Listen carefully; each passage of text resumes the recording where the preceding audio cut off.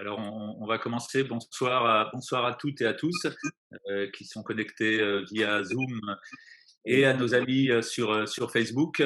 Bonsoir à toutes et à tous pour cette soirée, donc conférence organisée par le Bnei International, le Bnei Europe et le Bnei France sur le thème d'Urban 20 ans après, le Bnei dit non à la haine.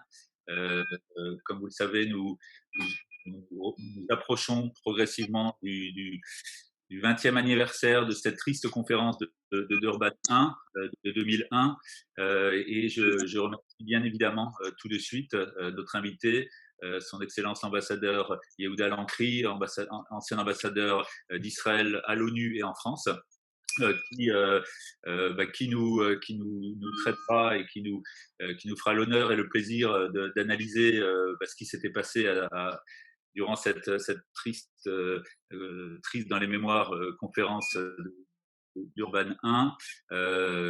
Et je salue également et remercie pour leur présence David Bentolila, David Lévy Bentolila, ancien président du Bnei Europe, ainsi que Chaim Zikan, vice-président du Bnei France, qui nous feront bénéficier tout à l'heure de leurs analyses et témoignages sur ce qu'ont été ces conférences de Durban 1 et Durban 2.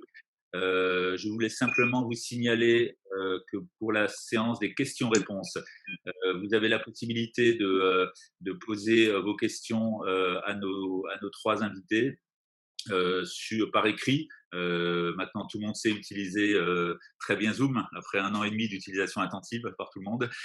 Et donc, nous retranscrirons bien évidemment les questions à nos invités. Je voudrais également saluer avec nous la présence de Valérie Achache, secrétaire générale du Bnei Europe, et François Cohen, membre du bureau exécutif du Bnei Europe, qui représente donc le Bnei Europe avec nous ce soir. Et je cède la parole à Stéphane Techer, vice-président du Bnei International en charge de l'Europe, pour introduire cette soirée. Merci Stéphane. Merci Philippe. Donc, bonjour à tous. Très content de vous accueillir pour cette réunion importante avec nos panélistes Philippe les a déjà présentés, mais je vais un petit peu rapidement le refaire. Donc, son Excellence Yehuda Lankri, qui a été ambassadeur d'Israël en France de 92 à 95, un ambassadeur très apprécié, très proche de la communauté, très proche du Bnei Brit en particulier, avec qui nous avons fait de nombreuses rencontres et manifestations. Il était également ambassadeur, représentant permanent d'Israël auprès des Nations Unies à l'époque de Durban, donc quand Kofi Annan était le secrétaire général des Nations Unies. Il a été également ancien vice-président de la Knesset, donc de 1996 à 1999, et maire de la ville de Shlomi. Nous avons David Lévy Bentolila, donc ancien président, comme tu l'as dit, du Bnei Brit Europe, membre aussi du Board of Governors du Bnei Brit International, et qui était à Durban. Il était le seul membre officiel du Bnei Brit France à Durban. Et Chaim Musikant, qui maintenant est vice-président du Bnei Brit France, qui lui a été très impliqué dans ce qu'on appelle Durban 2, c'est-à-dire la réunion qui a lieu en 2009 à Genève. Chaim Musikant et David Bentolila étaient aussi présents à la conférence de Vienne qui a eu lieu en 1993 et qui a un peu préparé ce grand événement. Alors, soyons clairs, juste quelques mots avant de commencer. On n'est pas là pour fêter, entre guillemets, les 20 ans de Durban, mais pour rappeler un petit peu à notre mémoire et à notre vigilance ce qui est tout de même une tâche dans l'histoire de l'ONU, une tâche qui prend, je pense, encore plus d'importance actuellement quand on voit la croissance exponentielle des manifestations antisémites et anti-israéliennes dans le monde. Le Bnei Brit International donc, a regroupé un certain nombre de manifestations tout au long de cette année sous le titre que vous avez vu tout à l'heure, le Bnei Brit dit non à la haine. Parce qu'en fait, c'est bien des manifestations de haine anti-israélienne, anti-sioniste, antisémite que les représentants des organisations juives qui sont venus la fleur au fusil, j'allais dire, bien que c'était pour parler de paix, mais qui sont venus à Durban, se sont trouvés confrontés, et je pense que les témoignages qu'on aura, notamment par David, vous le rappelleront ou vous l'apprendront. À l'occasion de cette rencontre aussi, on va mettre en valeur, j'espère, tout le travail qui a été fait dans des circonstances difficiles par les organisations juives, et notamment le Nébrite, qui étaient les organisations les plus conséquentes à Durban. Et on rappellera qu'il y a encore à faire pas mal de choses, puisque en septembre aura lieu l'officielle cérémonie à l'ONU pour fêter, encore une fois, entre guillemets, les 20 ans de Durban. Et nous devons vraiment mobiliser nos efforts pour notamment inciter le plus grand nombre de pays à boycotter cet événement, comme l'ont déjà fait le Canada, l'Australie, le Royaume-Uni, les États-Unis et la Hongrie. Alors, il y a cette manifestation de ce soir. Il y aura une manifestation également pour les loges hispanophones, hein, qui aura lieu dans 2-3 semaines. Vous savez que le Népal est très important aussi en Amérique du Sud. Et il y aura le 31 août ou tout début septembre une manifestation parallèle à la cérémonie officielle organisée par le Bnei aux États-Unis. Voilà, donc je cède tout de suite la parole à Yehuda Lancry, en remerciant encore d'avoir bien voulu partager avec nous ces quelques moments. Merci, chers amis, bonsoir. Je voudrais en premier lieu vous dire toute ma gratitude pour m'associer à cette conversation qui me permet en même temps, comme on le constate ici et maintenant à travers nos premiers échanges non officiels, de retrouver quelques figures de proue bné britiennes qui, dès le point de départ de ma mission à Paris, m'auront entouré de toute leur bienveillante sollicitude et auront conservé leur amitié avec moi jusqu'à ce jour-ci. Durban, on le sait, c'est une ville d'Afrique du Sud, dont la spécificité, c'est d'accueillir des congrès internationaux dans différents domaines, y compris le scientifique, le technologique, etc. On n'a qu'à parcourir la liste des événements annuels pour recueillir cette impression, l'impression d'une ville et d'un centre de congrès tout à fait foisonnant. Pour autant, et comme l'a suggéré le président Philippe Meyer, la seule évocation du nom de Durban, même 20 ans après, dans la mémoire et la conscience collective israélienne, du monde militant juif particulièrement, mais aussi chez nos amis, États membres des Nations Unies, qui, vous le soulignez tout à l'heure, Stéphane, se sont démarqués dans le passé et se démarqueront en septembre de cet événement. Le nom même de Durban charrie tout un torrent tumultueux d'événements, d'actes, de résolutions, dont l'intensité et la nocivité n'ont pas d'égal à ma connaissance, sauf dans les discours d'Ahmadinejad et d'autres radicaux de son type, n'ont pas d'égal dans d'autres conférences internationales, même au moment les plus bas des débats de l'Assemblée générale aux Nations unies.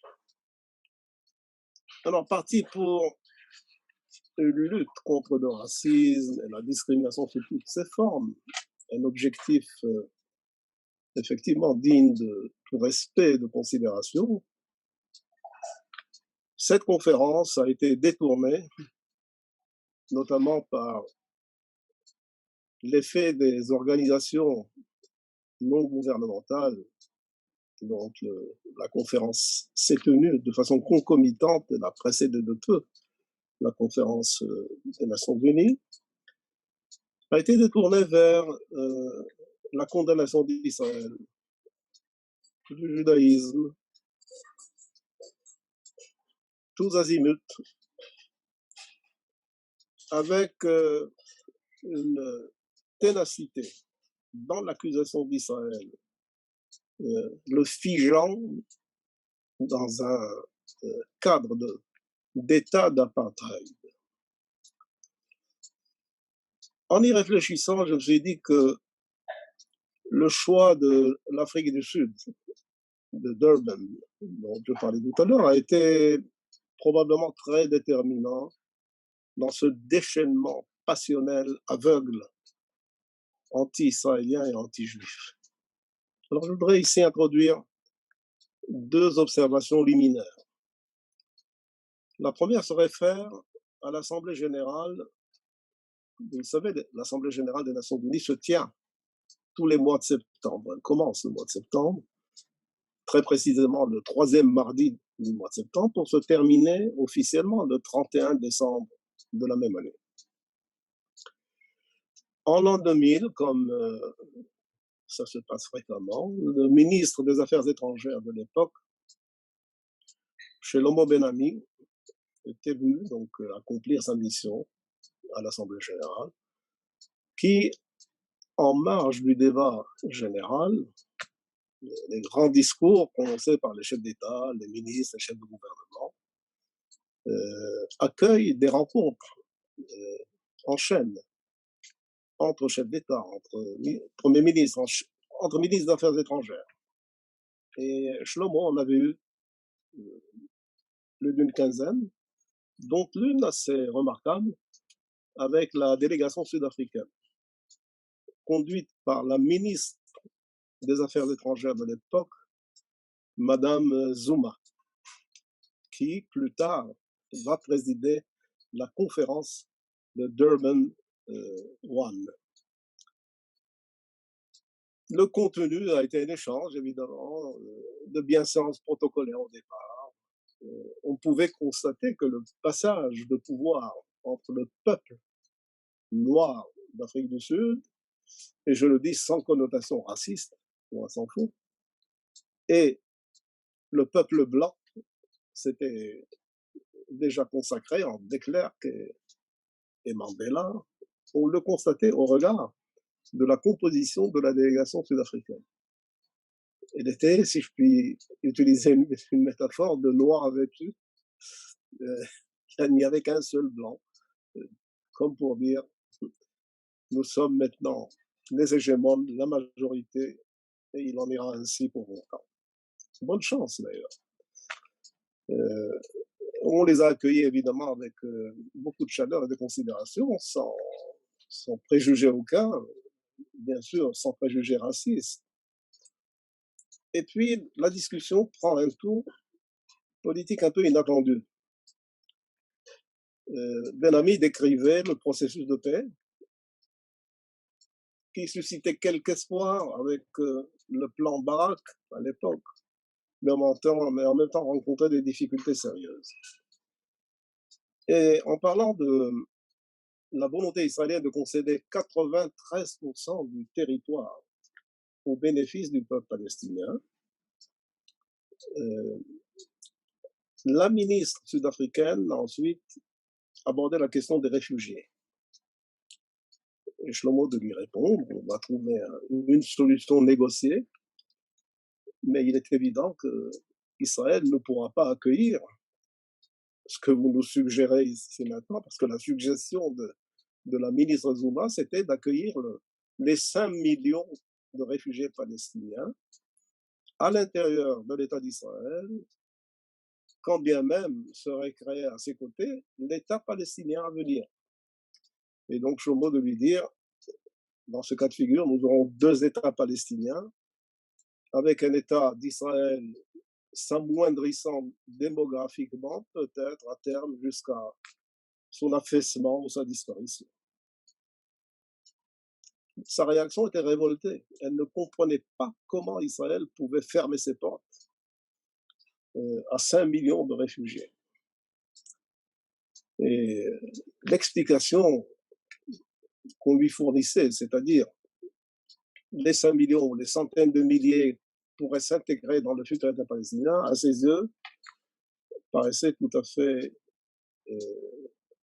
inepte et inopérante.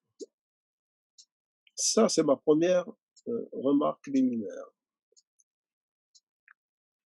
Ma deuxième remarque touche au fait que l'Afrique du Sud était à ce moment-là, je pense qu'elle le reste toujours, le chef du mouvement des non-alignés au sein de l'Assemblée générale. Il y a plusieurs groupements. Il y a l'organisation de la conférence islamique. Il y a bien entendu la Ligue arabe. Et il y a les non-alignés qui regroupent l'essentiel de ce peloton. Et en chef de file des non-alignés, l'Afrique du Sud s'illustrait à la fois dans ses initiatives au sein de l'Assemblée générale, comme dans ses critiques d'Israël, par un certain excès de zèle. Je me souviens de leur ambassadeur, l'ambassadeur Koumalou, par ailleurs très jovial quand on se rencontrait, qui parlait même un peu de yiddish parce qu'il avait grandi à Brooklyn, et qui accusait Israël, notamment après le déclenchement de l'intifada, dans des moments de tension. Il accusait Israël de ce qu'il appelait en anglais a culture of impunity. C'est facile à traduire en français, une culture d'impunité. Cela veut dire que Israël bénéficiait d'un double standard, alors que l'Irak était acculé au pied du mur, l'Irak de Saddam Hussein, sanctions, alors que l'Afrique du Sud avait été l'objet de sanctions. Israël s'en tire indemne, parce qu'évidemment, il y a le doigt divin d'une part, mais aussi l'ange gardien, celui des États-Unis, qui, par son droit de veto, pouvait protéger Israël des conséquences les plus fâcheuses et les plus iniques et les plus injustes. Au Conseil de sécurité, donc les résolutions, comme on le sait, sont tout à fait contraignantes. Quand on se rencontrait dans nos couloirs et que je lui faisais l'observation que ce qu'il disait était pour le moins déplacé, il me dit, bon, nous remplissons ce rôle de chef de file des mouvements, des non-alignés, il faut bien quand même qu'on traduise cet attribut, cette qualité par certaines prises de position, certaines déclarations, quand bien même seraient-elles fâcheuses pour Israël. Ajoutons le fait que la conférence de Durban, qui s'est tenue quelques jours avant l'Assemblée générale prévue en septembre 2001, comme on le sait, finalement, cette Assemblée générale a été reportée. Il y a eu les attentats du 9/11, donc désordre complet à New York, dans le bâtiment des Nations Unies, c'est un dérèglement du travail aux Nations Unies. Il se trouve que toute cette conférence, tristement célèbre, comme le dit Philippe Meyer, ses effets de nuisance, ses résolutions abjectes, heureusement que dans le texte final de la conférence elle-même, Mary Robinson, sur l'impulsion de Kofi Annan, a pu faire en sorte que les projets de résolution des ONG n'ont pas été incluses dans la déclaration finale, de sorte qu'on s'en tirait à peu près correctement. Mais tout ce vacarme, tout ce fracas n'a pas trouvé de rejaillissement direct et immédiat sur les travaux dans l'Assemblée générale. Aucune considération des travaux et des dérives gravissimes de la conférence de Durban. Il fallait attendre d'autres occasions qui sont venues plus tard avec les commémorations en 2009, en 2010, maintenant en 2021.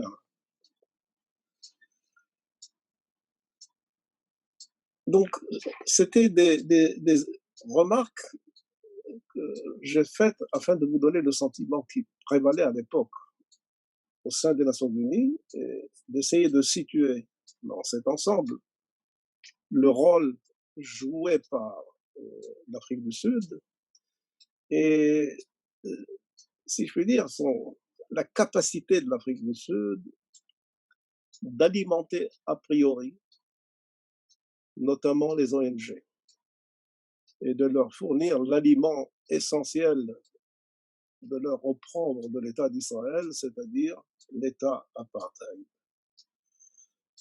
Les États membres, pour la plupart, notamment ceux de l'Union européenne, bien entendu les États-Unis, le Canada, l'Australie, la Nouvelle-Zélande, d'autres pays en Amérique latine, l'Europe de l'Est à l'époque, certains pays, sont autrement plus responsables et soumis à la corvée, entre guillemets, des comités préparatoires de la conférence, sous la houlette de Mary Robinson, qui était à ce moment-là haute commissaire pour les droits de l'homme. Donc, de ce côté-là, il y a quand même une démarche beaucoup plus respectable que celle des 3500 ONG représentées par 8000 personnes à Durban en 2001. Je n'y étais pas, on aura bientôt le témoignage de David Lévy Ben Tolila, votre représentant, qui pourra vous en dire plus que je n'en sais moi-même.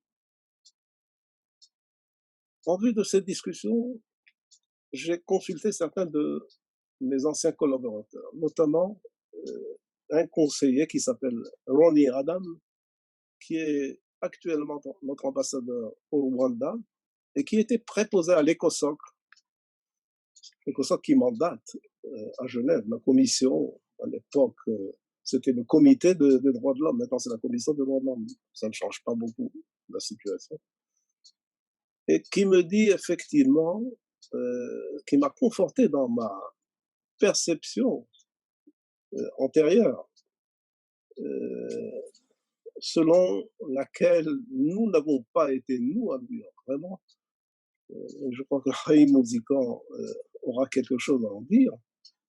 Nous n'avons pas été réellement sur le front face à Durban. Droits de l'homme, domaine de compétence de notre représentation permanente à Genève, donc à l'époque avec Yaakov Levy comme ambassadeur et son équipe, qui ont fourni l'essentiel de la bataille. Nous étions là, évidemment, prêts à agir,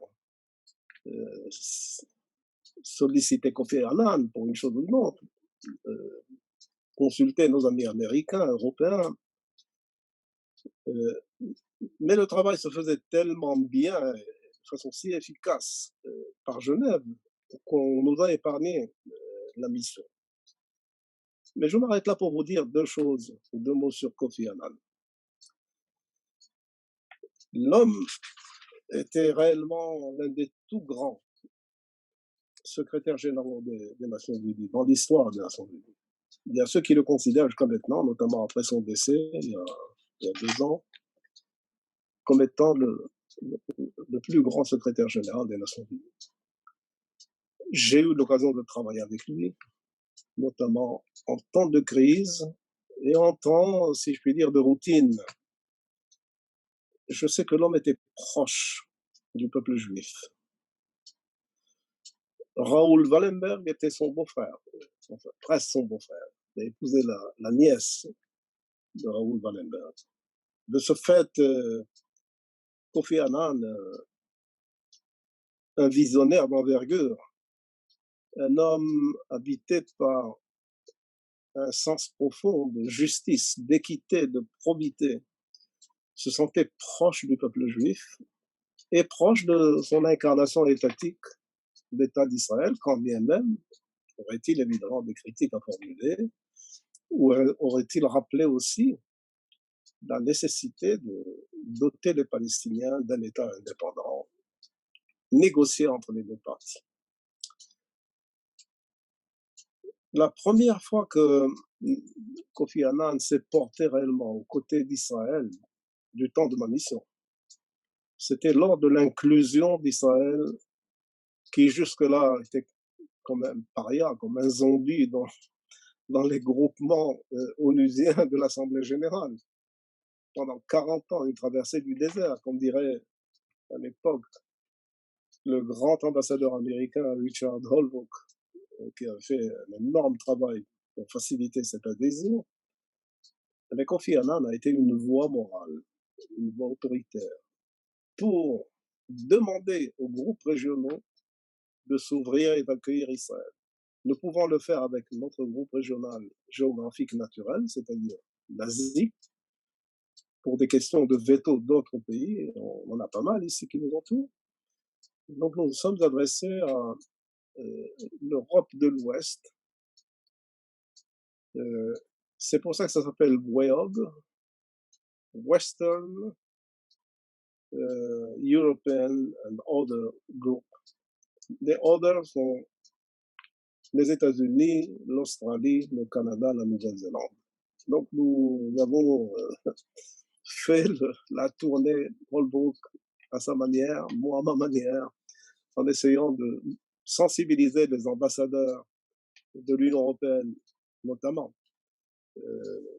aux Nations Unies, et leur expliquer que puisqu'il est impossible d'adhérer ailleurs, ouvrez vos portes.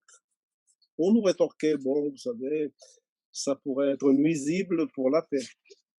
Quel message ambigu allez-vous envoyer à la partie arabe, aux Palestiniens, qui vous considèrent de toute façon comme une tête de pont de l'Occident dans leur région? Vous allez renforcer ce sentiment. On s'est vertué à expliquer que la paix, notamment avec les Palestiniens, ayant des hauts et des bas, on ne pouvait pas lier le sort d'Israël aux Nations Unies à un processus tellement complexe. Finalement, nous avons obtenu gain de cause. Nous avons accédé à ce groupement ouest européen. Et Kofi Annan a été vraiment d'une aide tout à fait remarquable. Le troisième temps, Kofi Annan, en temps de crise, c'était lors de ce qu'on a appelé à l'époque, en pleine intifada, le massacre de Jenin. Je dis massacre entre guillemets, les Palestiniens nous accusant d'avoir tué 500 Palestiniens dans la Kasbah de Jenin. Il n'en était rien, bien entendu. Sauf qu'Israël a pris un certain retard par rapport à l'armée, le ministère des Affaires étrangères, le gouvernement.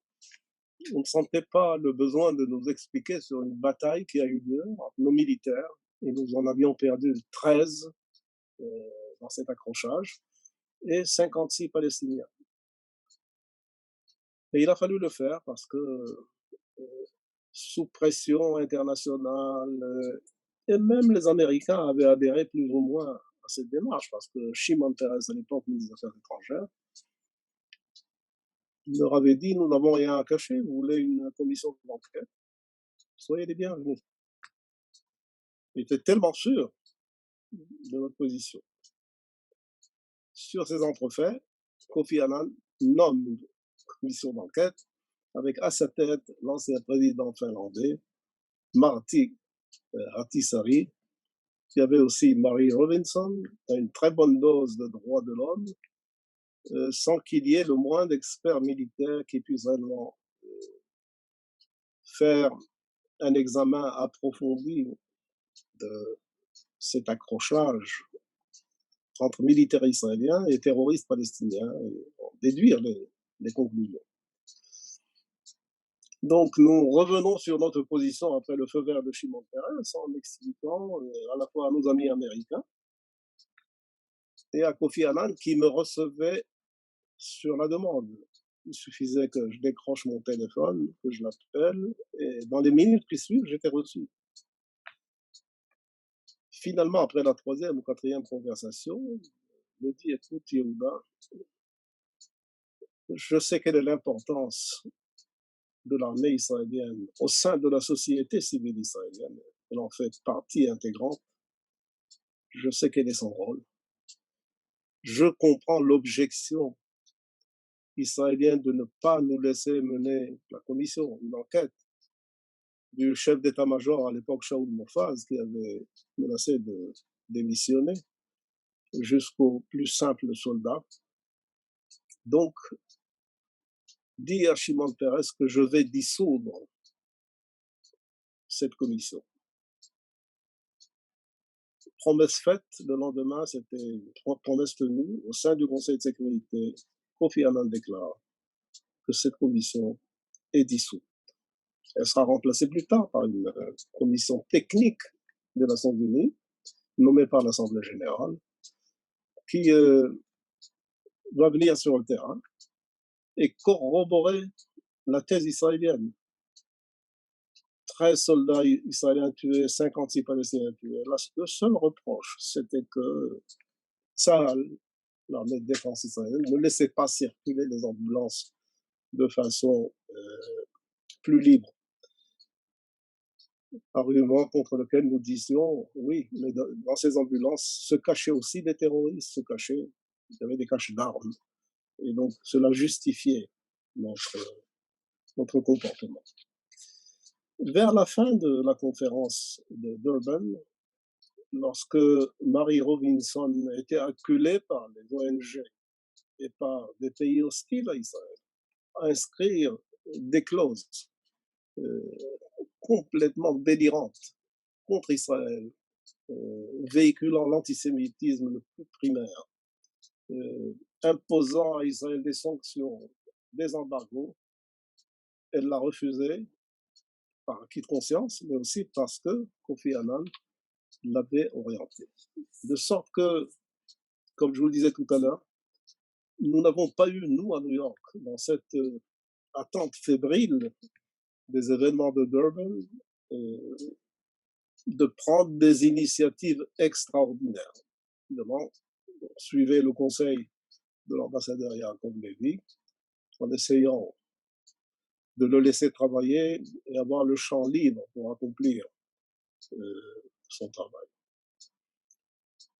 Lorsqu'on lit l'article 425 du projet de résolution, de la résolution des ONG, mais qu'il projetait d'inclure dans la déclaration finale de la conférence, et je vous cite ce qui s'est dit.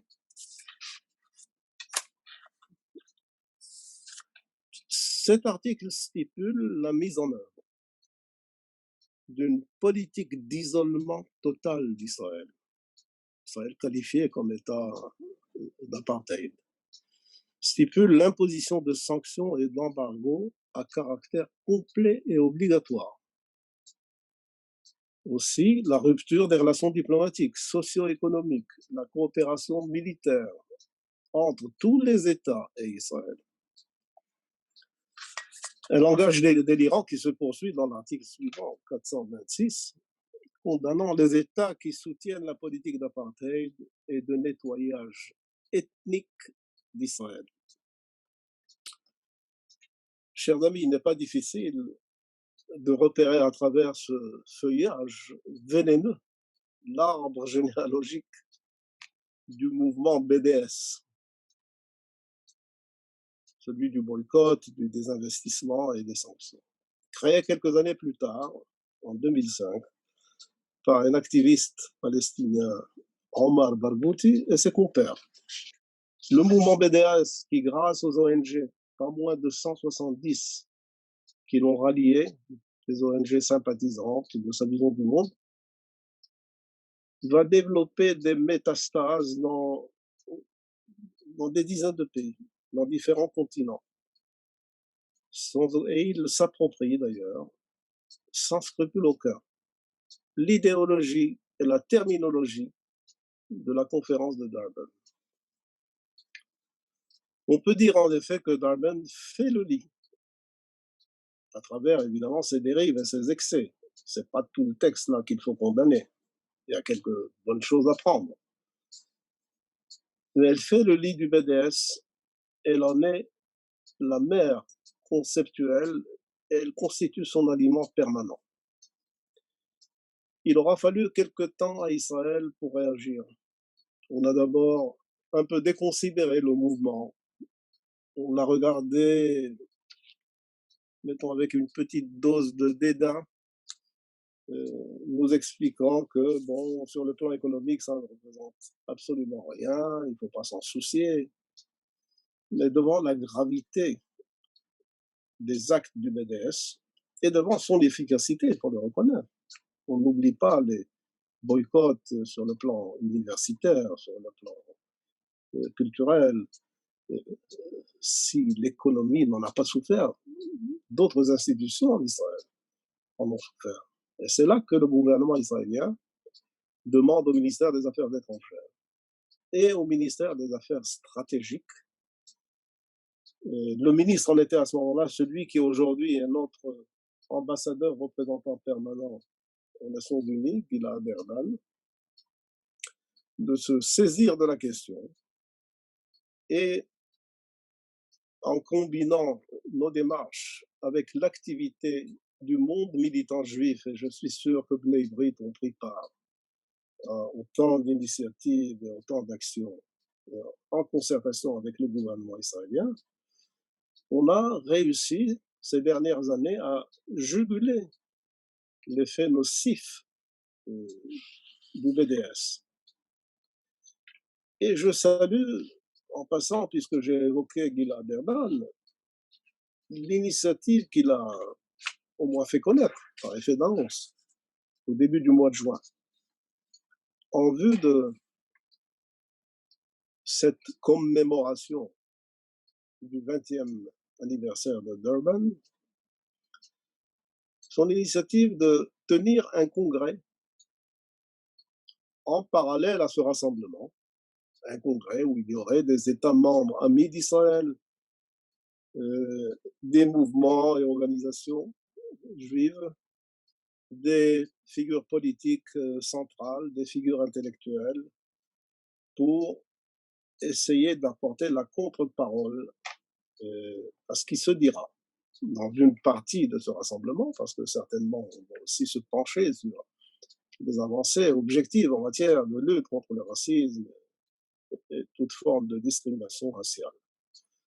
Je pense que c'est une très bonne initiative. J'espère qu'il pourra. Elle est ambitieuse, elle n'est pas facile à organiser, mais avec l'aide des organisations juives, ça peut se faire en dehors de l'enceinte des Nations Unies et qu'il pourra la mener à bien. Je lui fais entièrement confiance. C'est un expert en matière de lutte BDS. Et si je m'attarde un petit peu sur le BDS, c'est pour dire que on devrait faire autant en remontant la piste pour essayer de désavouer les dérives de Durban. Il y a lieu, à mon sens.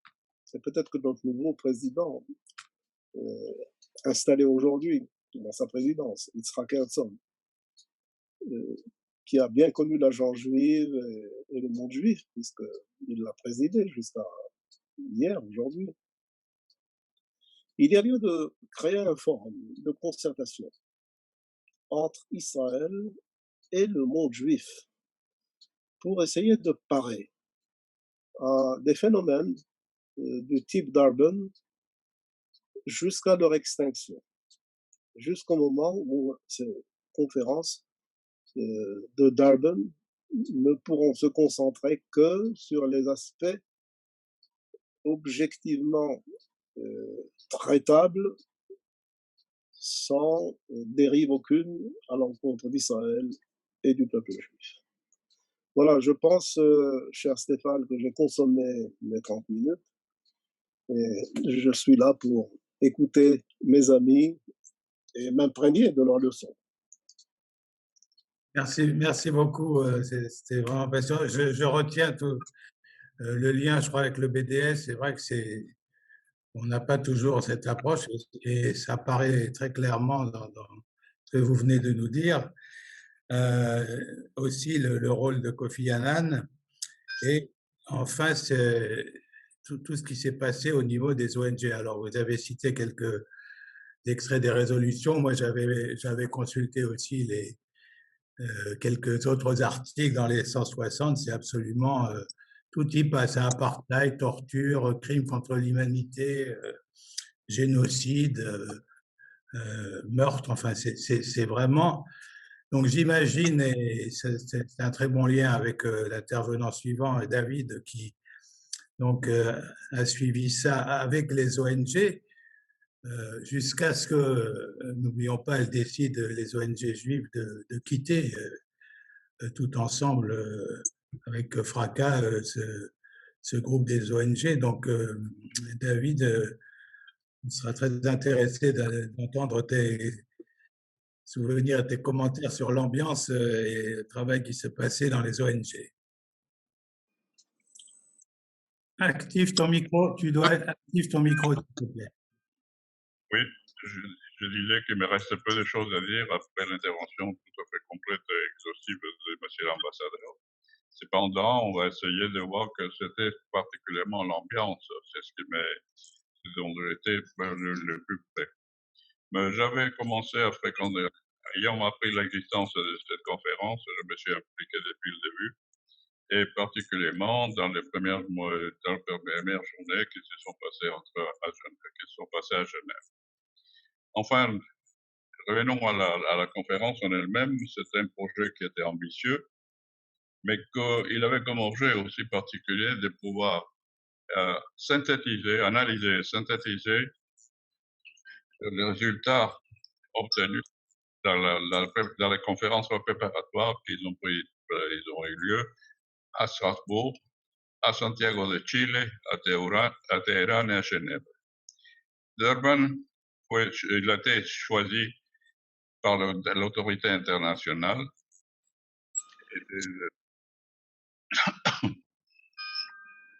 Durban était un événement qui a été considéré par le peuple comme étant quelque chose de nouvel, de pouvoir sortir de leur situation, d'être considérés entre guillemets des différents. Malheureusement, ces espoirs, ils ont été soumis à un handicap qui est celui-là qui a été par la présentation et par les déclarations des ONG dont leur but était de délégitimiser l'État d'Israël. On a annoncé la présence des organisations juives. Effectivement, je crois que toutes les grandes organisations juives, même que c'était un peu moins grand, ils ont participé, ils étaient présents. Je ne ferai pas la liste parce que là, mais je vais m'arrêter un tout petit peu sur une intervention importante. Il y avait ces 6 000 délégués qui attendaient la séance d'ouverture dans laquelle ils devaient adresser la bienvenue par le président Thabo Mbeki. En même temps, Kofi Annan qui représentait l'Afrique du Sud, et puis Mary Robinson, haut commissaire des droits de l'homme. Thabo Mbeki avait défendu sa conférence en reconnaissant les lieux des peuples dans le monde de la souffrance. Et cette souffrance elle était exprimée en disant parce que nous ne sommes pas blancs. Mary Robinson, il avait déclaré aussi de définir une stratégie qui permettrait de combattre la discrimination. Et Kofi Annan, dont il a été cité précédemment, il avait tenu des propos qui étaient mal considérés, étant donné qu'il avait dit autre chose, que le peuple juif a été victime de l'antisémitisme dans beaucoup de parts dans le monde. Et on est arrivé parmi cette déclaration, on est arrivé à la campagne anti-juive. Suivant la recommandation des ONG, des forums des ONG, Puis nous avons remarqué que la résolution présentée à Genève, ils ont été, donc Israël avait été le sujet, ils avaient été changés et encore pire.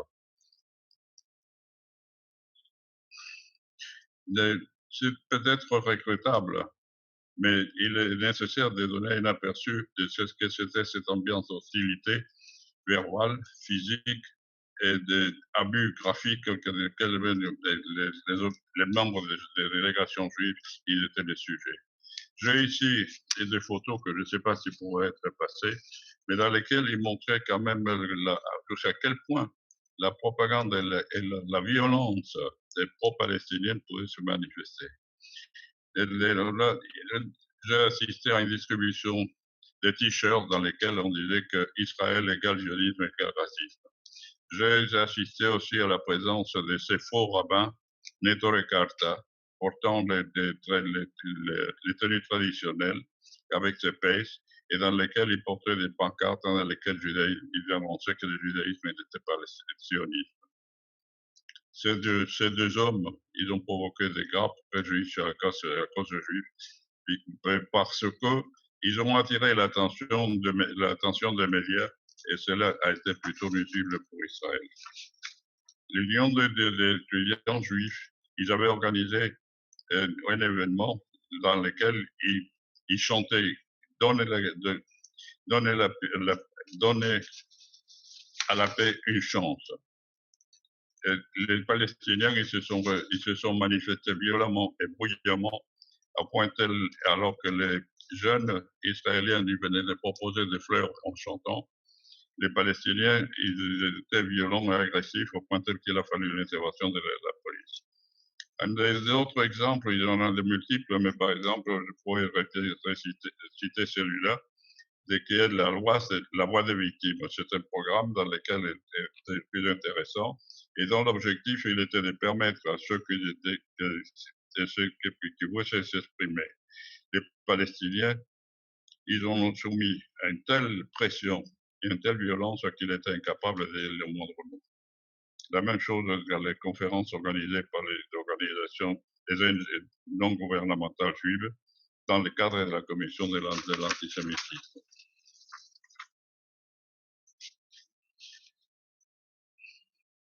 Ayant suivi les procédures du forum des ONG, nous avons trouvé ce climat, ainsi que des autres membres des délégations, et nous avons assisté à la séance plénière. Mais bien voyant l'hostilité aussi qu'il y avait dans la séance plénière, nous sommes partis. Il faut dire que ces séances étaient longues, et là, il y en avait un exemple, celui-là, le discours de Fidel Castro, qui était interminable.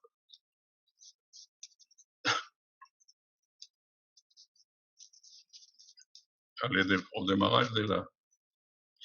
démarrage de la session, une dame africaine avait demandé aux représentants de la congrégation des églises a demandé de pouvoir parler et proposer que les paragraphes 14 du document final soient pur et simplement effacés. Naturellement, c'était très préjudiciable parce qu'avec ces sentences, on reconnaissait qu'Israël n'avait plus les droits de l'autodétermination. Cette fois, ce fut rapidement adopté et fut rapidement adopté sans aucune discussion. Naturellement, ça a été une manœuvre par laquelle les peuples juifs n'avaient le droit de se décider par lui-même. Alors, là, c'est une cause jour par jour parce que chaque jour avait sa peine. Et là nous avons retrouvé que les documents finaux qui avaient été montrés à Mary Robinson, elle a déclaré que le langage n'était pas au profit de la conférence et que ça pourrait être un préjudice. En septembre, le 3 septembre, après une longue session, la délégation d'Israël quitte la conférence. en septembre 4, le 4 septembre, pendant la conférence, le président de Bénévolité internationale annonce la sortie de toutes les organisations juives, en déclarant particulièrement que aujourd'hui les organisations juives à Durban, en représentation internationale et régionale de l'action humanitaire juive et de trois organisations. Pendant la conférence, Israël était l'objet des insultes, des délégations de génocide ethnique, des nettoyages ethniques et des autres crimes contre l'humanité. En septembre 5, la conférence est complètement à la dérive. Et tout cela est dû au refus catégorique et abusif de la part des pays arabes qui refusent de modifier et d'adoucir, si tant est peu, le langage dans leur déclaration. C'est à ce moment-là que Mary Robinson à nouveau déclare qu'elle était très triste compte tenu du langage inapproprié qui a été utilisé dans les documents des NGO. Mais cela, c'était bien, mais c'était trop tard. En conclusion, c'était difficile de réussir une conférence comme celle-ci. Et il a pris plus d'1 an pour l'organiser.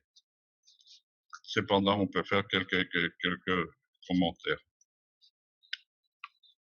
Beaucoup de NGO délégués, ils ont réglé leur désarroi en voyant que les Palestiniens et les Arabes, ils avaient kidnappé la conférence, ne laissant pas de place par la discussion, surtout le problème avec les frères. La conférence permis à Arafat de parler que répéter, comme d'habitude, les mêmes propos.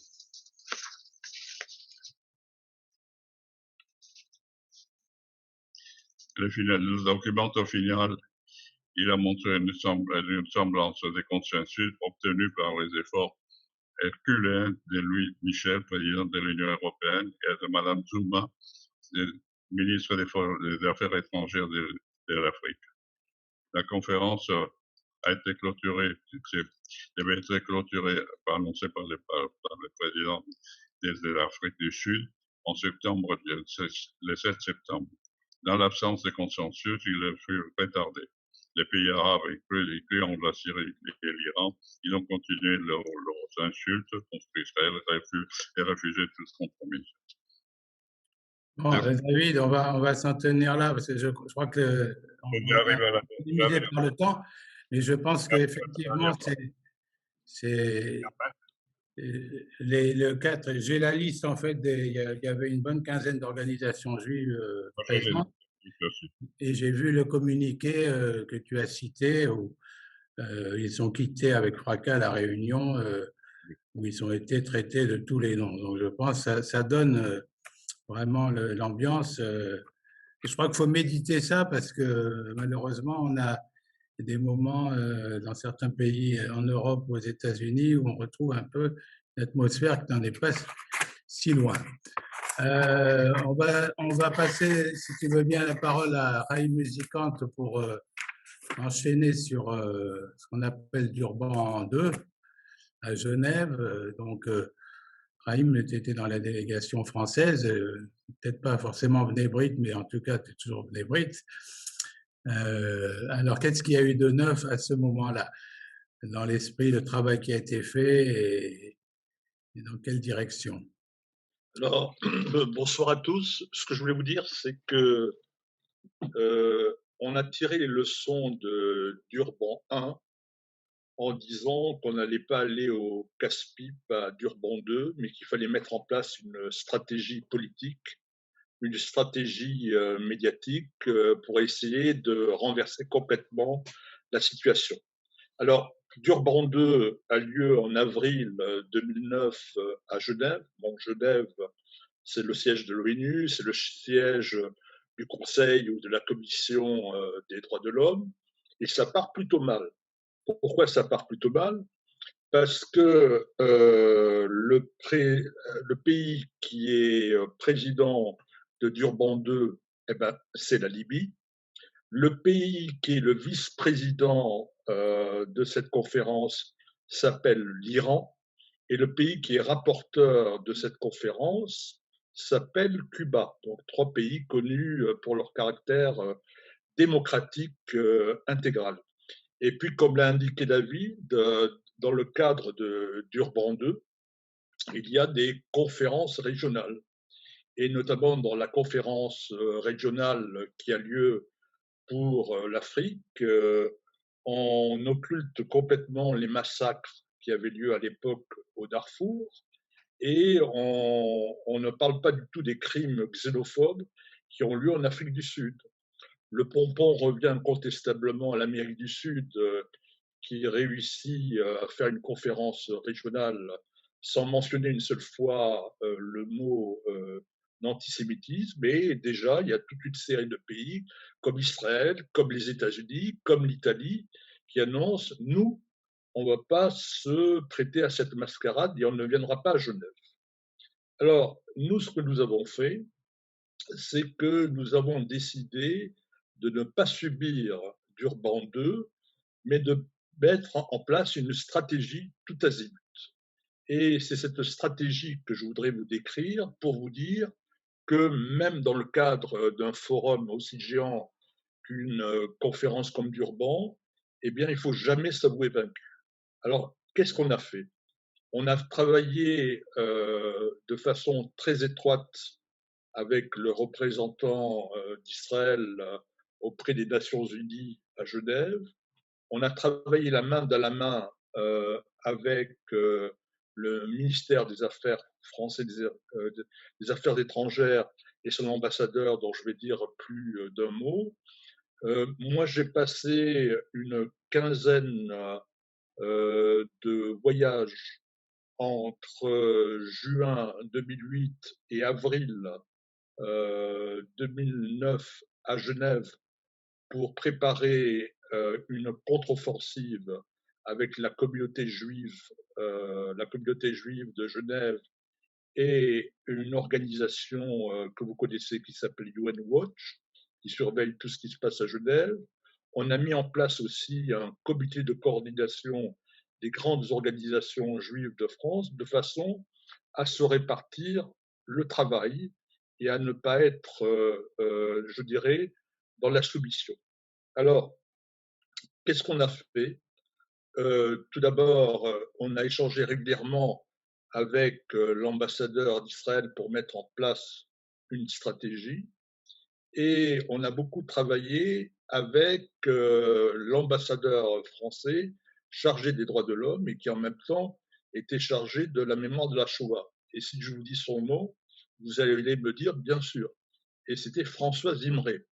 François Zimré, qui, dans un premier temps, au nom du Parti socialiste, était député européen et qui a été pratiquement exclu du Parti socialiste parce que vous vous en souvenez, au Parlement européen, il travaillait sur le détournement des fonds donnés par l'Union européenne à l'autorité palestinienne. Donc, il n'a pas été reconduit dans son poste de député par le PS. Et il a été nommé par Nicolas Sarkozy en 2008 chargé des droits de l'homme. Et on a beaucoup travaillé avec lui sur la mise en place d'une stratégie. Et ce qui s'est passé, c'est que je dirais la grande vedette médiatique de Genève, c'était Ahmadinejad, le président iranien, qui venait juste d'être réélu pour un deuxième mandat.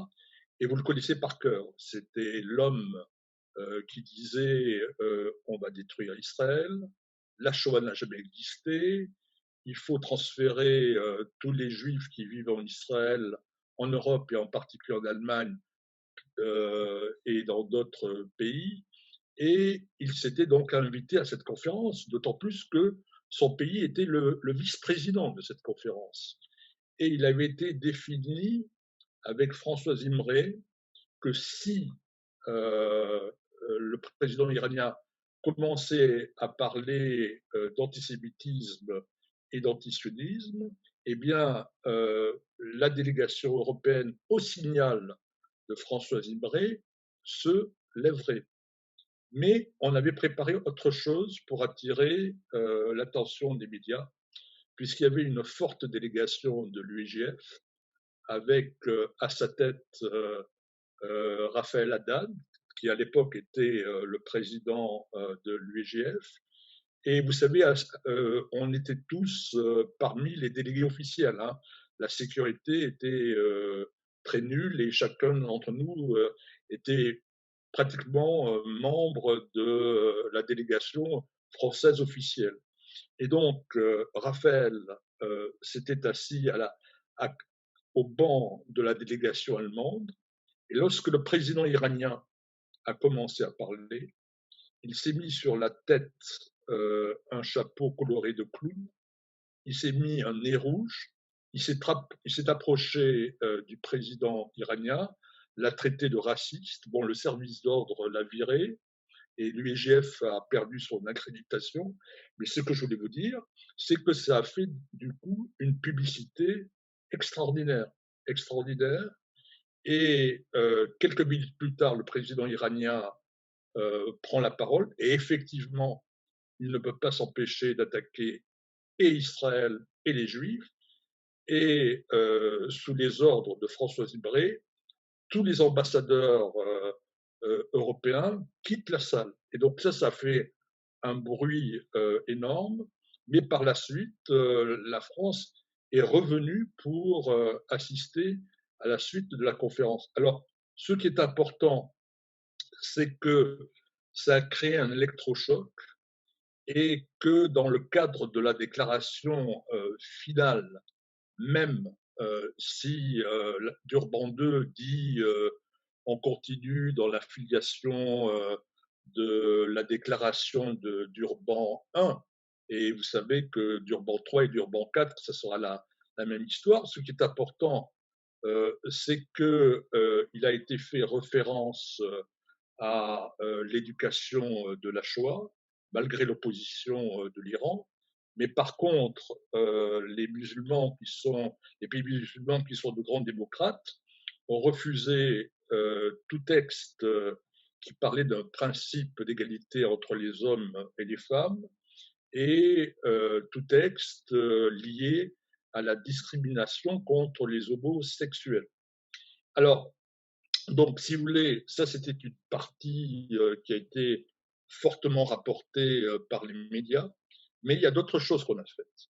Il se trouve que, je ne l'ai pas mentionné tout à l'heure, mais comme par hasard, les différentes réunions de préparation de Durban II, la première, elle a eu lieu le premier soir du Seder de Pessah, chercher l'erreur. La deuxième réunion de préparation a eu lieu à Yom Kippour. Et la troisième, la conférence devait se dérouler ou s'est déroulée devant Yom HaShoah, pendant la période de Yom HaShoah. Et alors, qu'est-ce que nous avons fait? Et là, il y avait plusieurs membres du bébé, notamment de Lyon, qui nous ont rejoints. Nous avons organisé une cérémonie de Yom HaShoah devant le Palais des Nations, avec notamment Bernard-Henri Lévy et Elie Wiesel. Et Elie Wiesel nous a tous bouleversés. Et je voudrais juste vous lire un tout petit extrait de ce que Wiesel a dit ce soir-là. Après la guerre, j'étais optimiste. Je pensais qu'on ne connaîtrait plus jamais cela, que le monde avait appris. Jamais je n'aurais pensé que je passerais ma vie à combattre l'antisémitisme. Et à la fin de la cérémonie, nous étions 3000. Eh bien, il y a 3000 personnes qui ont allumé des bougies. Et comme je vous le disais, on a beaucoup travaillé avec la communauté juive de Genève. Et parmi les principaux responsables de cette communauté, il y avait Joël Herzog, qui est le frère de Yitzhak Herzog, qui aujourd'hui a été investi officiellement président de l'État d'Israël. Et qu'est-ce que nous avons fait?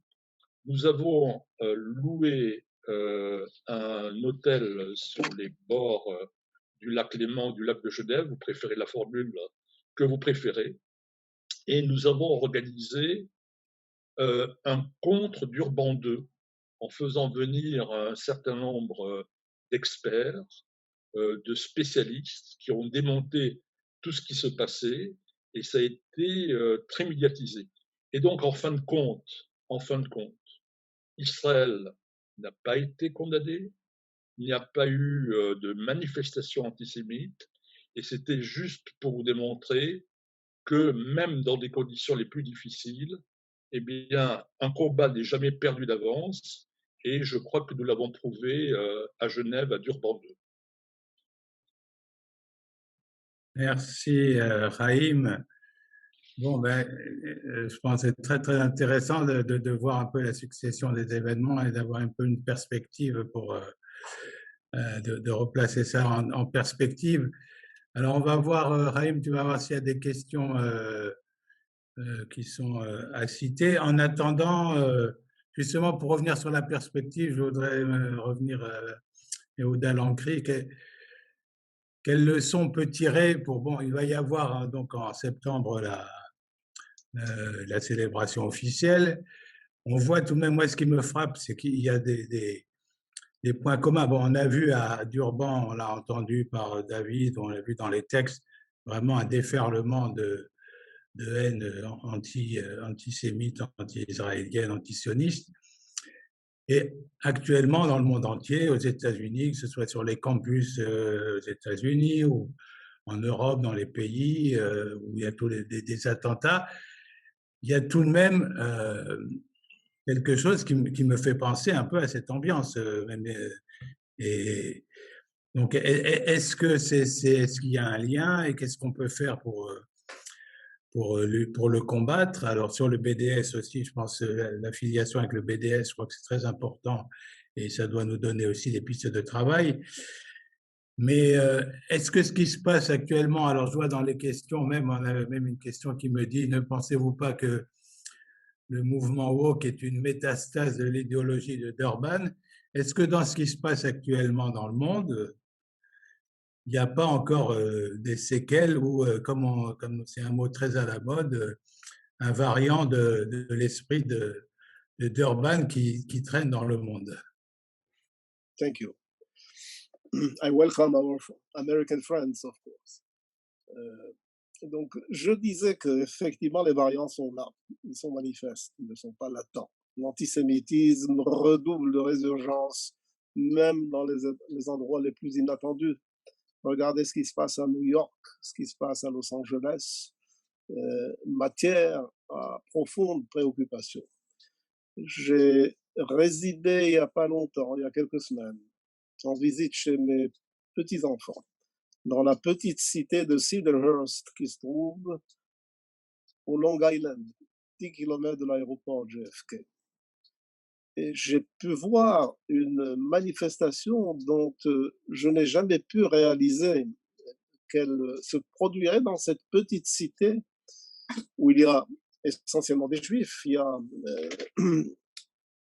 y a 5 cités qui se télescopent, qu'on appelle Five Jewish Towns, et s'y sont déversés 4000 manifestants pour dire leur ras-le-bol des actes antisémites qui se produisent dans la région un peu partout aux États-Unis. Donc c'est là, ce qui me laisse quand même un peu optimiste.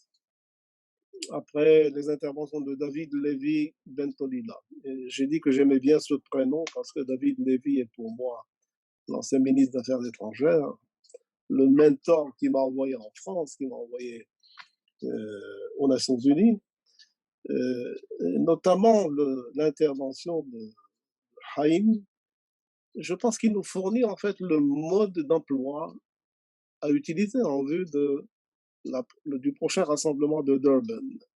Ce qui a pu se faire, ce qui rejoint un peu l'idée dont je parlais, l'initiative annoncée de notre ambassadeur aux Nations Unies, de mener un rassemblement parallèle avec des figures de proue, politiques, intellectuelles, nos amis États membres des Nations Unies, il y en a quand même, et essayer d'apporter la contre-parole et la contre-offensive. Cela étant, tout doit être fait avec une concertation aussi étroite que possible. Je pense que notre ministère, maintenant qu'il y a un nouveau ministre et qu'il prend ses aises dans sa fonction, il faudrait qu'il se mette d'urgence au travail parce que septembre, ça n'est pas loin, c'est demain. Et il faudra qu'Israël ne se trouve pas en état d'impréparation. C'est déjà bon que notre représentant permanent des Nations Unies soit pénétré de cette idée. Je pense qu'il fera son travail auprès du monde militant juif aux États-Unis, mais vous, en Europe aussi, vous pourriez apporter votre contribution, comme vient de l'expliquer Haïm Muzika. Philippe, oui, pour les bruits de France, parce que bon, l'essentiel des participants aujourd'hui sont nos membres de France. Est-ce que ça te donne aussi quelques idées d'action prioritaires C'est toujours extrêmement important d'entendre quel type d'actions doivent être menées pour,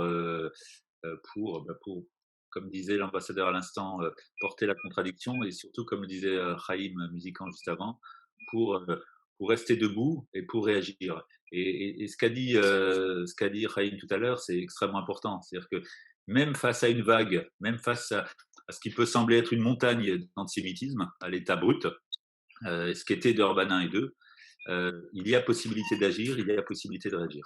Et évidemment, ça sert de leçon forte pour chercher, comme tu disais Stéphane, des idées pour Durban 4 qui arrivent. Et effectivement, on ne sera pas trop nombreux pour réfléchir à ces idées et surtout pour les mettre en application et pour ne pas laisser passer. Alors, est-ce que ce qui s'est fait à Durban 2, pardon, qu'a décrit Ray Musican, est encore possible Durban 4 espérons que oui. Est-ce qu'il y a d'autres pistes à chercher parce que entre temps 12 ans sont passés et qu'il y a d'autres moyens de communication aujourd'hui? Je pense notamment aux réseaux sociaux et je pense à notamment là où la haine se déverse également. C'est pas que dans la rue, mais c'est aussi sur la toile et c'est aussi sur les réseaux. Et on peut parier sans trop de risques qu'au moment de Durban 4 en septembre prochain, on verra fleurir sur les réseaux sociaux un torrent de haine antisémite et antisioniste qui sera massif. Et donc là aussi, il faudra agir peut-être différemment de ce qui a pu être fait avant, mais il faudra être très actif et le Bnei Brit sera au rendez-vous, bien sûr. D'accord.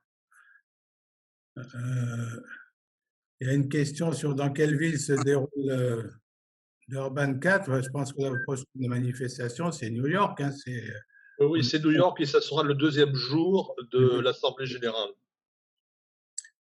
Alors, normalement, pour le moment, la manifestation du Bnei Brit international est prévue le 31 août, mais ben, je pense qu'on va se coordonner, si c'est sûrement déjà en cours, avec l'ambassadeur Erdan à New York. Et donc, on va faire quelque chose. Mais il faut coordonner. Je pense qu'il faut faire des actions en Bnei Brit Europe, Bnei Brit France, pour contribuer à ce combat. Hein. Est-ce qu'il y a d'autres questions, Haïm, dans le panel? Oui, alors, il y a plusieurs questions. Yehuda, il y a une question qui t'est posée. Qui empêche que l'ONU ne suive pas le destin de son homologue, la Société des Nations, d'autant plus que les puissances occidentales financent la plus grosse partie de son budget? Oui, ce qui l'empêche, c'est que dans le monde où nous vivons, et dans la nécessité d'avoir une instance de coordination entre la famille des nations, les nations qui la composent, il n'y a que l'ONU qui existe. Certes, il y a d'autres organisations internationales, d'autres sommets qui s'activent autour de questions spécifiques, mais on n'a pas trouvé mieux que les Nations Unies jusqu'à maintenant. Et c'est la raison pour laquelle on maintient les Nations Unies. C'est comme dirait Churchill de la démocratie, le moins mauvais des systèmes, c'est peut-être avec toutes les contradictions flagrantes que l'on connaît, toutes les souillures et les tâches, Philippe Meyer en parlait, des Nations Unies, c'est quand même l'organisation qui permet une concertation internationale plus ou moins correcte. N'oublions pas que nous, Juifs, avons une dette historique à l'endroit de l'Assemblée générale des Nations Unies. Lorsque le vote du 29 novembre 1947 reconnaissait la légitimité, le droit de cité d'un État juif en Palestine. C'est vrai qu'il reconnaissait en même temps un État arabe en Palestine vivant côte à côte avec l'État juif. Mais notre acte de naissance a été en fait délivré par les Nations Unies. Donc, avec ce regard, si je puis dire, empreint d'une mémoire gratifiante, évidemment, il faut dénoncer tout ce qui tourne mal aux Nations Unies. Beaucoup dépend de la situation à laquelle nous faisons face. Les temps de violence dans notre région, notamment Intifada et autres, mènent cette famille des nations à mettre au banc des accusés de façon permanente à travers un assaut diplomatique continu Israël. Dans des temps meilleurs, et je puis aussi en témoigner parce que lorsque je suis venu à mon poste en novembre 99, à ce moment-là, c'était le gouvernement Barak qui était en place. Et Barak, on s'en souvient, avait conçu un projet de paix global allant jusqu'à proposer aux Palestiniens 93% de concessions territoriales. Lorsqu'il est venu en juillet 2000, quelques mois après son installation comme chef de gouvernement pour ce qu'on a appelé à l'époque le rassemblement du millénaire, j'ai vu quel enthousiasme il suscitait auprès de chefs d'État qui étaient complètement éloignés d'Israël. Fidel Castro est venu à sa rencontre, lui serrait la main pour lui dire bravo pour ce projet de paix audacieux. De même, le président du Pakistan, Pervez Musharraf, et une série d'autres dirigeants, amis, ou, proches ou lointains, ou ceux qui se constituaient même en ennemis. Donc, quand il y a une démarche positive, favorable, quand nous ne sommes pas dans une situation de violence, d'enlisement du processus de paix, la situation en est un peu plus aisée pour Israël. Je pense que l'époque que nous traversons à l'heure actuelle, avec les accords d'Abraham, cette onde de paix qui nous traverse d'est en ouest, des Émirats, Bahreïn jusqu'au Maroc, peut faciliter l'existence d'Israël au sein des Nations Unies. Mais ça ne va pas résoudre tout le problème. Il ne trouvera ses résolutions que lorsque nous aurons obtenu un accord de paix définitif avec les Palestiniens. Il semble pour le moment ne pas être prioritaire, mais c'est un moment passager. Il faudra se préparer à d'autres évolutions et d'autres options. Donc, je suis pour le maintien des Nations Unies. Et croyez-moi, chaque représentant israélien souffre dans sa mission. Et je l'ai ressenti. Ça s'inscrit dans votre esprit, votre mémoire, l'ambiance que vous vivez. Heureusement, il n'y a pas que des ennemis, il n'y a pas que des hostilités à l'encontre d'Israël aux Nations Unies.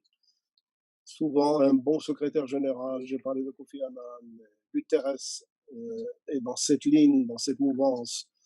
Quelques grands ambassadeurs qui soutiennent Israël, c'est le cas des Américains et de certains Européens. Tout ça vous donne la possibilité d'exister. Et ce qu'il faut faire dans ce cas de figure, c'est essayer de se dégager de la dynamique conflictuelle pour proposer aux Nations Unies autre chose venant d'Israël, Pas toujours one issue mission, c'est-à-dire le conflit qui nous anime, mais tout ce qu'Israël peut proposer en matière de high-tech, de sciences, d'éducation, dans tous les domaines où travaillent les Nations Unies, parce qu'il faut considérer cette organisation comme étant en prise avec, c'est une caisse de résonance, je dirais, des maladies du monde.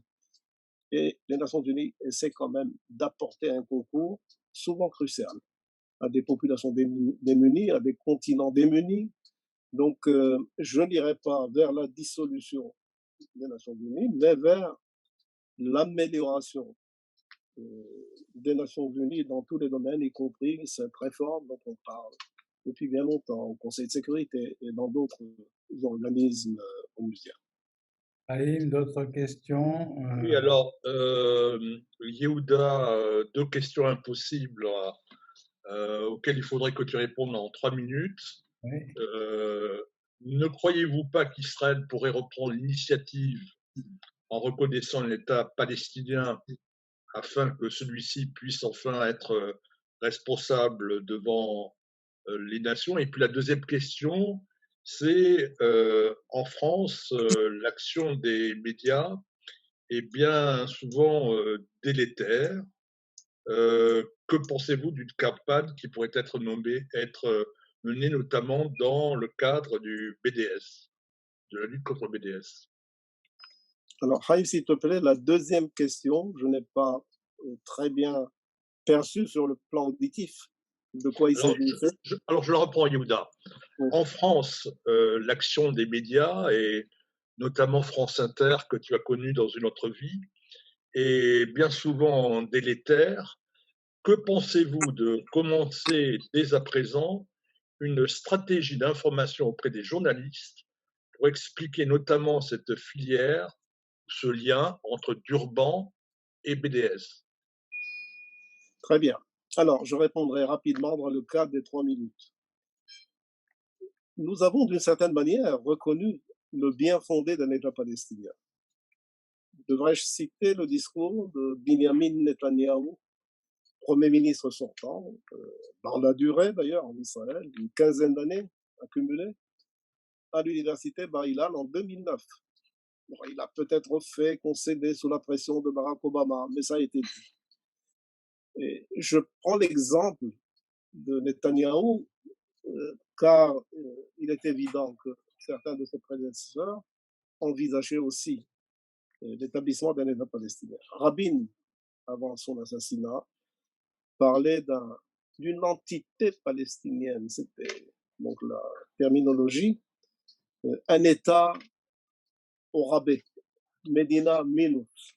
Enfin, ça a été évoqué et je pense que dans l'esprit d'une majorité d'Israéliens, à la condition que les deux entités palestiniennes puissent se fondre en une entité une, les deux demi-têtes forment une seule tête, l'autorité palestinienne et le Hamas, et que le Hamas, évidemment, reconnaisse Israël.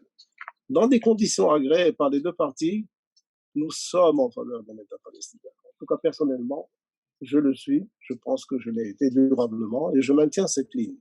Et la logique, à ce moment-là, qui a été tissée dans la question, c'est-à-dire qu'un peuple ayant un État responsable devant les nations va jouer son rôle. En ce qui concerne les médias, oui, il y a lieu effectivement d'élaborer une stratégie et de faire un effort continu. On est toujours, j'ai pu suivre les interventions de notre ambassadeur Daniel Saada, qui a excellé dans certains entretiens, France Inter, RTL, etc. Dans la défensive, lorsque nous sommes acculés, je pense que l'on se défend très bien. Mais il faudrait élaborer une stratégie, c'est nécessaire, à mettre en œuvre. Ça encore, je pense que c'est une situation qui devrait être étudiée rigoureusement par les parties prenantes, par l'État d'Israël, ses ministères, par le monde militant juif. Mais encore une fois, l'information, la hasbara est une chose, mais les actes comptent beaucoup plus. On dit en hébreu, Ma'asecha yekarvucha, Ma'asecha yarhikucha. Tes actes te rapprocheront, tes actes témoigneront lorsqu'Israël aura obtenu la paix avec les Palestiniens. Ça n'est pas chose facile. On n'aura plus besoin d'informations ni de stratégie. Bien, eh ben, je vois que nous arrivons à l'heure prévue, donc je vais passer la parole à Philippe pour conclure, en remerciant vraiment tous les intervenants et comme le dit un des participants, c'est vraiment un grand plaisir d'entendre l'ambassadeur Yehuda Lancry dont la voix de qualité nous manque en France. Donc, merci à tous et je vais demander à Philippe Meyer de conclure cette soirée. Merci Stéphane. Pour conclure en quelques mots, parce que c'est difficile de parler après vous tous et d'essayer de synthétiser, mais juste en quelques mots, d'abord je voudrais, comme l'a fait Stéphane, vous remercier, notamment l'ambassadeur Yehuda Lancry pour avoir accepté l'invitation du débrief et puis surtout pour nous avoir fait part de vos analyses et de vos réflexions sur ce thème extrêmement important, et j'en dirai quelques mots après, d'Orban et de tout ce qui en a découlé jusqu'à aujourd'hui même. Et vraiment, votre analyse était particulièrement pertinente et extrêmement utile, d'abord à nous faire comprendre ce qui s'est passé et à nous projeter dans l'avenir. Pour tout ça, un grand merci. Et puis merci à David Bentolila et à Chaim Musican pour leur témoignage, j'ai envie de dire live, en direct, comme si on y était, de ce qui s'est passé à Durban 1 et 2, et pour là aussi pour nous avoir fait toucher du doigt un petit peu plus près cette ambiance épouvantable qui a régné à ce moment-là.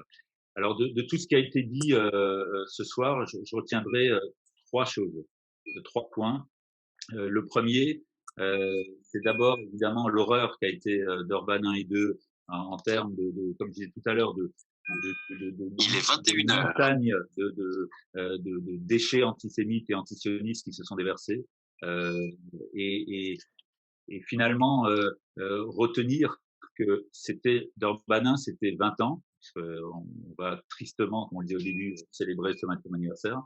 Durban 2, c'était 11 ans.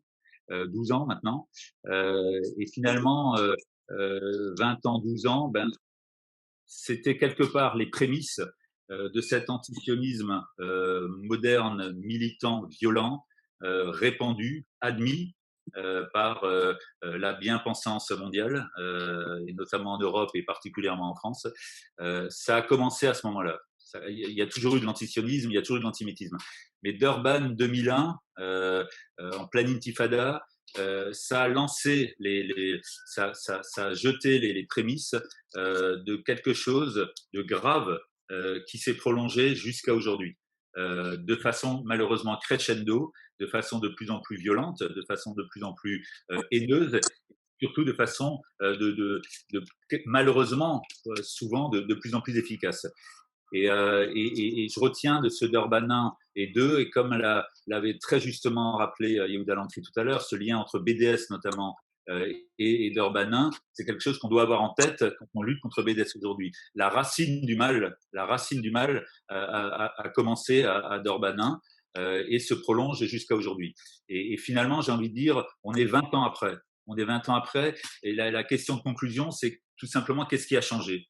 La réponse, elle est claire, strictement rien, si ce n'est si quelque chose a changé, c'est que cet antisionisme militant répandu sur les 5 continents est extrêmement vindicatif. Cet antisionisme-là, ce qui a changé, c'est qu'il est devenu encore plus virulent aujourd'hui. Il est encore plus répandu aujourd'hui, et il est devenu. On parle de Durban 1 ou 2, c'était quelques jours d'une conférence internationale. Aujourd'hui, l'antisionisme, il est quotidien. Il n'y a pas une journée qui passe, il n'y a pas une semaine qui passe sans qu'il déverse sa haine. Donc, qu'est-ce qui a changé? Rien, si ce n'est que c'est à minima aussi violent et très probablement pire. Et ça, c'est pour le point un petit peu pessimiste. Et si on veut finir sur un point plus constructif et plus encourageant pour l'avenir, c'est le troisième point. Et c'est dans le prolongement de ce qu'a dit Chaim Musican tout à l'heure, c'est-à-dire qu'une fois qu'on a fait le constat que rien n'a changé et que c'est peut-être même pire aujourd'hui, il n'est pas pour autant question de baisser les bras. Bien au contraire, il n'est pas pour autant question de ne faire que le constater, de ne faire que le déplorer, de ne faire qu'en pleurer. Il n'en est pas question. Le peuple juif, depuis toujours, est debout, s'est battu pour ses idées, s'est battu pour son existence. Israël s'est battu pour son existence tous les jours depuis 1948. Bien évidemment, ça va continuer.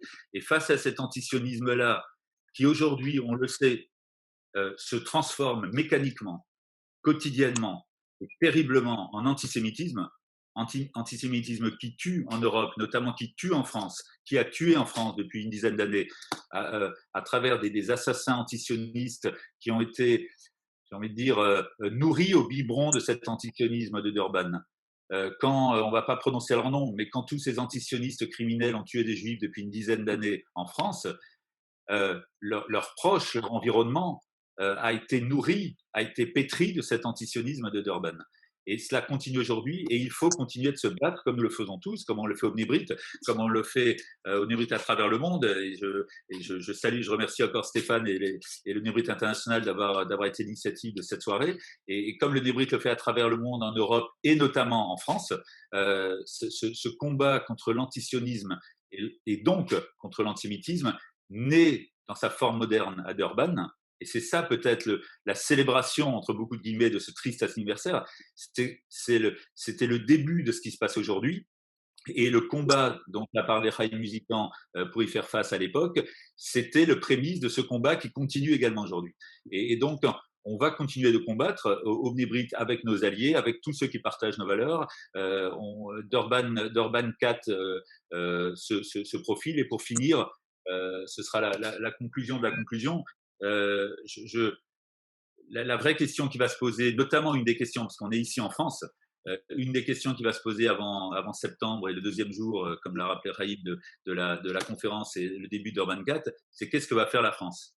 Est-ce que la France va participer à Durban 4, qui manifestement va se traduire par de nouvelles dérives, on le sait à l'avance, ou est-ce que la France va essayer de sauver son honneur au sein des Nations Unies concernant Israël et va suivre d'autres pays qui ont déjà dit non? Alors c'est vrai que quand on voit le passé récent de la diplomatie française à l'ONU, on n'a pas de quoi être assuré sur la réponse de la France en septembre.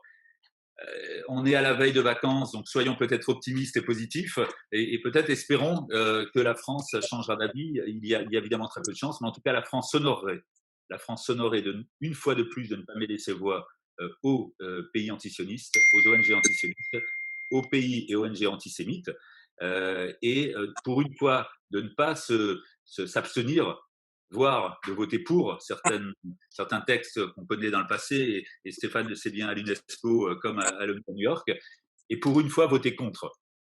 On n'a pas eu l'habitude dans un passé récent que la France le fasse. Pour une fois voter contre, ça veut dire de ne pas aller assister à Durban 4. Et en tout cas, au Bnei Brit France, on sensibilisera les autorités et on agira à notre mesure pour que cela se produise ainsi. Merci à vous tous, merci à tous de nous avoir suivis jusqu'à cette heure presque tardive, et encore un très grand merci à Yehuda Lancry d'avoir été avec nous ce soir. C'était un vrai plaisir et un honneur. Et merci à David Lévy Bentonila et à Chaim Musican et à Stéphane, bien sûr. Merci à tous, bonne santé à tous et à très bientôt. Alors, pour continuer le combat. Merci. Au revoir.